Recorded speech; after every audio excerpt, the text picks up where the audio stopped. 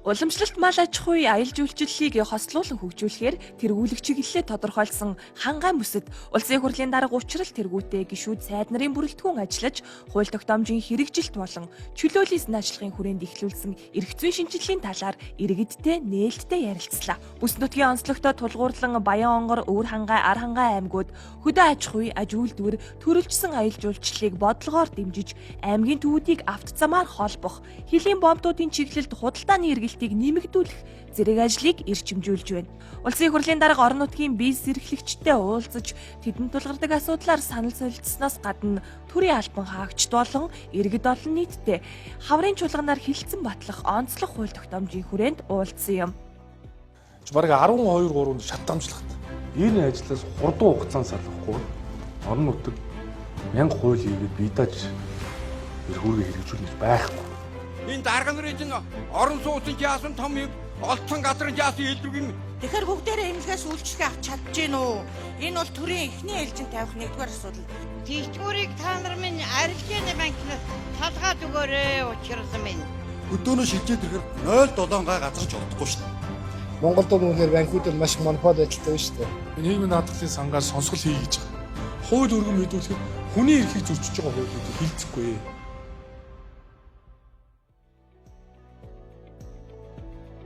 Говь тал хээр хангаа хосолсон 3 бүсийн нутаг Баян-Онгор аймагаас улсын хурлын дарга учрал тэргүүтэй улсын хурал засгийн газрын гишүүдийн хангаан бүсийн томилолт эхэллээ. Аймгийн эдийн засгийн бүтцийг авч үзвэл уул уурхай, аялал жуулчлал, аж үйлдвэр, газар тариалан, мал аж ахуй зөнхөлж байгаа төдийгүй хил дамнсан бүс нутагт худалдаа үйлчилгээ, хүнс хөдөө аж ахуйн үйлдвэрлэлийг хөгжүүлэхэд онцгой анхаарч байгаа юм байна. Тус аймгийн хэмжээнд орон сууцчлуулах бодлого хэрэгжүүлсэний үр дүнд өнгөрсөн 5 жилийн хугацаанд нийт 1180 иргэнд 101 тэрбум төгрөгийн ипотекийн зээл олгосон нь дархан Эрдэнэт хотын дараа орох үзүүлэлт юм байна. Баян-Онгор аймгийн тухайд төрийн албаны заалгамж чанарыг чухалчлан нэгдмэл бодлогоор бүс нутагтаа жишг болох үс дэд үтцийн төслүүдийг хэрэгжүүлж байгааг улсын хурлын дарга төрийн албан хаагчдын төлөөлөлтөд уулзах үеэрээ онцолж байв. Нэг дулааны станц барья, гадны хөрөнгө оруулалт ирлээ гэд барий гэхээр сангийн амдар 3 очдог. Бараг 12-3 шатамжлагт. Энэ нэг шатамжлагыг яваад бараг 18 сар болж байгаа байхгүй. Хамгийн багадаа шүү дээ. 18 сарын хугацаанд хөрөнгө оруулалт хийх гэжсэн байгууллага бол аль хэдийн орхио гардаг байхгүй. Хамгийн дээдлэлтэй 6 сарын дотор шийдэх болцоо одоо хуулийн хугацааг бид нар тавьж өгсөн. Нэгсэндээ аймаг орон нутаг бие даагаад өөрөө асуудлаа шийдэх энэ орон зайг бий болгож өгсөн. Баян-Онгор аймаг, Өвөр хангай аймаг хоёулаа 10 аймгийн дулааны станцын асуудлууд нэлээд баригдаад явж исэн боловч тодорхой асуудлуудын улмаас гацсан тав харж байгаах одоо ингээд артталт нэлээд утаатай байгаа. Төр хувийн хвшлийн түншлэлийн одоо гэрээгээр аймагуд өөрсдөө барих бүрэн боломж байна. Хувийн хвшлүүд өөрсдөө барих бүрэн боломж байна. Энэний одоо холбогдох шийдвэрийг гаргуулах талаас нэлээд санал дэвшүүлж ажиллаж байна. За тэгээд эдгээрийг бол одоо яг энэ хаврын чуулганаар одоо бариад хэлэлцээ шийдэх бүрэн боломжтой гэж харж байгаа. Дэд үтц барилга орон сууцчлалт эрчимтэй нэмэгдэж буй Баян-Онгор аймаг эдийн засгийн бие даасан байдлаа нэмэгдүүлэхэд анхаарч энэ онд нийт урсгал зардлынхаа 59%-ийг орон нутгийн орлогоор бүрдүүлэхээр төлөвлөжээ. Баян-Онгорчууд цахилгаан станцыг ашиглалтад оруулах нэн шаардлагатай байгааг хэлж ахмад насны тухай болон малчны тухай хуулийн хэрэгжилт хангалтгүй байгааг шүүмжлэв. Орон нутагт үнийн өсөлтөд иргэд туйлдаж байгааг учирлаж цалин тэтгэврийн нэмэгдлийг ч хөндлөө. Ахмадуудыг ганцхан харж үзээсэй. Ахмадуудтайгаа чигэнсэн тэр олон сайхан удаа амралт солилцлын газар байж болж байна. Тэтгэвэр тэтгэвэнд байж болж байна. Ажил хийх боломжийг олгож болж байна. Учрал даргын ярьж байгаа энэ яриа бол ерөнхийдөө их нааштай. Тэгээ бүх асуудлыг бол ерөөсөө зөв сайхан хөндсөн. Дэвшилттэй юмнууд нь одоо газрын асуудал дээр за тэгээ одоо мал аж ахуйн салбар дээр хийх гэж байгаа одоо энэ ажил үйлчлэгээнүүд нь бас их зөв юм байна гэж бодлоо. Төрийн хүн зөвлөл хэтэрчээ. Одоо манай нэг хүүхэд нэг Баян-Онгор аймагт хүнсний дэлбэр ажилладаг байсан. Тэгээ тэрний зөвшөөрлийг авах гээд жил гараа яваад сүүлдээ бараагүй орхисон. Одоо тэрний хүнсний дэлбэр хаагдаад 4-5 жил болчихъя. Уул нь тэр чинь ажиллаж байсан бол тэр хүүхдэд хэрэгтэй байсан байхгүй. Тэгээд ингээл нэг ажилгүйдлийн орон байр нэмэлтэл байж байна. 120 зөвшөөрлийг би мэрэгжлийн холбоонд өгнөө. Цаашлаад төрийн албаны тэр дааж давшгүй зөвшөөрөл өгдөг тэр авилгын үйл уурхай болцсон байгаа. Тэр эрх мэдлээс нь энэ сайд нарыг тэр агентлагуудыг тэр салгана. зөвшөөрөл гэдэг нэрийг гэрээ гэж өөрчлөөд, бүртгэл гэж өөрчлөөд, дүгнэлт гэж өөрчлөөд, гэрчилгээ, эрх олголт, батламж, магадлалын итгэмжил, лиценз гэдэг өөрөөр хуульчилсан. Энэ бол дүрм журмын саад тэг, гацаа тэг. Тэгэхээр их хурл цаашдаа засгийн газраас ч их хурлын гишүүдээс ч хууль өргөн мэдүүлэхэд хүний эрхийг зөрчиж байгаа хуулиудыг хилцэхгүй. Энийг хүн хийхгүй. Энийг тэр хиймэл оюун хийнэ гэдгийг хэлье. Монгол орны төв зэгт 6 аймагтай хил залгаа оршдог газар зүйн байршлийнхаа онцлог тулгуурлан Өвөр хангай аймаг тээвэр логистикийн төв байгуулах зорилтыг дэвшүүлжээ. Хилийн гарцгүй хэдий ч хөвтэй болон босоо чиглэлийн авто замын сүлжээг байгуулснаар бүс нутаг дамнсан худалдааны эргэлт нэмэгдэж төрөлжсөн эдийн засгийг эрчимжүүлэх боломжтой гэж тооцсон байна. Хөгжлийн бодлого цаашдын чиг хандлага тулгамж байгаа асуудлынхаа хүрээнд улсын хурлын дарга тэргүүтээ гишүүд сайд нар Тус аймгийн төрийн байгууллагын удирдлагуудтай уулзлаа. Орон нутагт засаглалын бие даасан байдлыг бэхжүүлэх ажил нь төрийн албаны иж бүрэн реформоос эхлэх учиртайг онцолж байлаа. Аймаг орон нутагт бие даа засаглах нөхцөл олцоо бүрдүүлэхийг бүх талаар дэмжинэ. Миний энэ чөлөөлтгээд байгаа зүйл бол төрийн албанд чөдөр тушаа болоод байгаа. Энэ бол тайлан мэдээ бэлтгэдэг. Энэ босоо удирдлагатай төрийн олон агентлаг яамдуудаас уяатай төв рүү мэдээ бэлтгэж ийн гэж шүн өрөөг усууд. Энэ ажлаас хурдан хугацаанд салахгүй бол орон нутаг 1000 хууль хийгээд бие дааж эрхүүргээ хэрэгжүүлнэ гэж байхгүй. Тийм учраас би төрдөө байгаа төрийн албан агч нар баталгааг сайжруулах, хамгаалах, өмгөөлөхөд бол би үргэлж зогсно. Яг орон нутаг шийдчих, эндээ зөв зохион байгуулалт хийхээр ийм ажлууд байгаа. Жишээ нь одоо барилга байгууламжийн дулаан алдагдaltaй холбоотой асуудлыг их ярьж байна. Тэнгүүд бид нар одоо энэ аймгийн удирдлагуудтай ярилцаад аймагаас одоо 2 томоохон мэрэгжлийн баг ажлын хэсэг гарч энэ одоо яг өвлийн эд хөвтөв үед энэ одоо сум орон нутагт байгаа энэ сургууль цэцэрлэг, эмнэлэг, төрийн захиргааны байгууллагын барилгууд одоо дулаан алдагдал нь юунаас үүсэж байна, ямар учир шалтгаан байна, цаашид ямар арга хэмжээ авах вэ зэрэг энэ дээр одоо мэрэгжлийн дүгнэлт гарах ийм ажлын хэсгийг бас аймагтаа гэхэд гаргаж байна. Арвай хэр суманд иргэдтэй уулзах үеэрээ улсын хурлын дарга чөлөөлийн санаачлага бол хүнд суртал, саад гацааны шалтгаан болсон давхарцсан дүрм журм төрийн хит оролцооноос иргэдэд чөлөөлөхөөс гадна хандлагын өөрчлөлт, оюун санааны чөлөөлөлт мөн гэдгийг тодтоглоо. Өвөр хангай аймагт хог хаягдлыг дахин боловсруулах үйлдвэр зайлшгүй барих шаардлагатайг онцолж, аймгийн эдийн засгийг бие даан хөгжүүлэх санаачлагуудаас уулзалтын үеэр дэвшүүлж байв. Банкуус санхүүгийн байгууллага нь банкны одоо энэ төлөлт нь хойшлогдоод энэ төлж чадахгүй нэг ганц 2 сар хугацаа зэрэг энэ хар зээлийн түүх гэдэг юм жагсаалтанд орчод байдаг. Тэгээ энийг одоо ерөөсөө монголчууд бүгдээр тэр жагсаалтанд орцсон. Хуулиндаа тэр архийг илүү хамаагүй илүү хэрэглээд байгаа хүмүүст хариуцлага тооцмоор байна.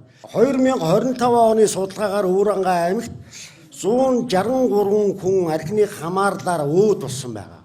26 оныг улсын хурлаас хүүхдийн төлөө жил болгон онцгойлон зарласанд улсын хурлын дарга танд одоо мянган хүүхдүүд болон тэдний гэр бүлийн өмнөөс халуун талархал илэрхийлж байна. Энэ онд манай аймагт хуваарлагдсан хүүхд хамгааллын зардал маань 200 сая орчим төгрөгөөр буурч батлагдсан.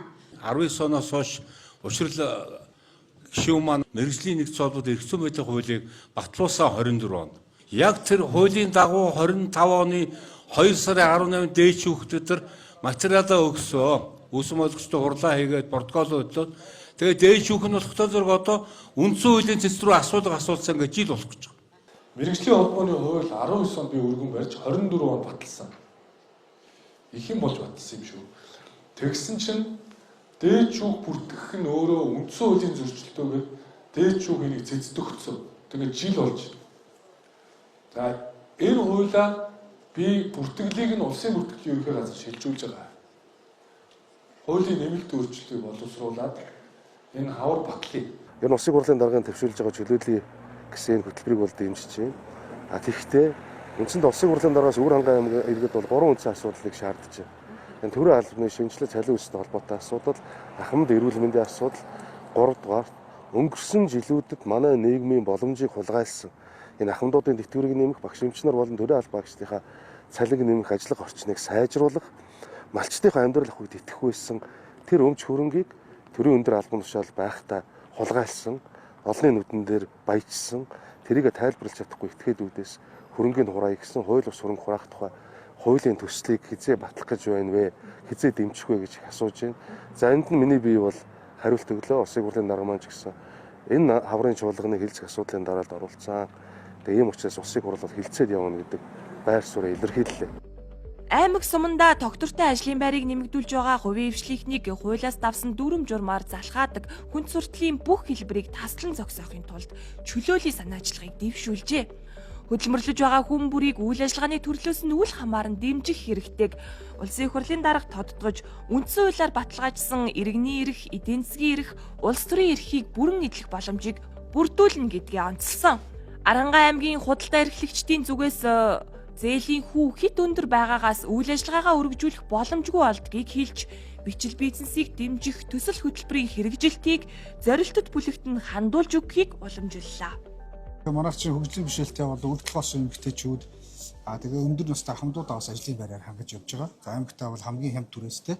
Тэгээ стандарт одоо квадрат метр 4 м квадрат байдаг.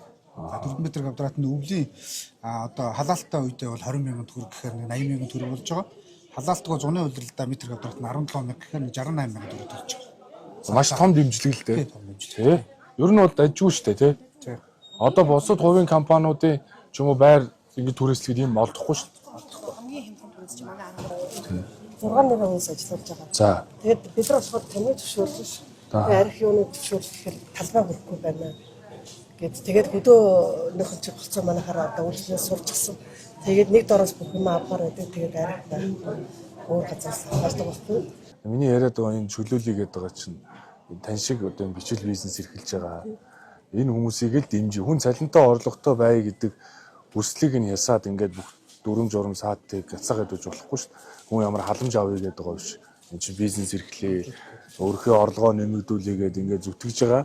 Энэ зүтгэл болгоны хөдөлмөр болгоныг үнэлэх ёстой л гэдэг одоо ажиллаад байгаа. Тэгэхээр алдраад байгаа энийг надад яг хаанаас юу шаарддээ ихч та бас хэлээд тулгараад байгаа асуудал. Би тэгээд нэгтгэхэд энийг би яг хөөцөлдөж ажил болгоно.